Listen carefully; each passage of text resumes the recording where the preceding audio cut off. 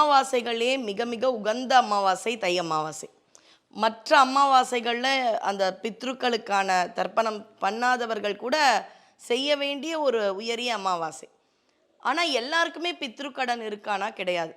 ஏன் அப்படின்னு பார்த்தீங்கன்னா, ராமாயணத்தில் ராமபிரான் கிட்ட யாரோ ஒருத்தர் ஆசீர்வதிக்கப்பட்டவர்கள் யார் அப்படின்னா, யார் ஒருத்தர் அமாவாசை என்னைக்கு பித்ருக்கு பண்ணணுமே, அம்மா அப்பாவுக்கு பண்ணணுமே அப்படின்னு யார் ஒருத்தர் நினைக்காம இருக்காங்களோ அவங்க தான் ஆசீர்வாதம் செய்யப்பட்டவர்கள். அப்படி யாரால் இருக்க முடியும் அப்படின்னு பார்த்தீங்கன்னா, யார் ஒருத்தருக்கு அப்பா இருக்காரோ, அப்போ அது அப்பாவோட கடமை, பையனுக்கு கிடையாது. அப்பா இருக்கிற வரைக்கும் மூதாதையர்களுக்கான பித்ரு கடன் அப்படின்றதே அந்த அப்பாவினுடைய கடமை.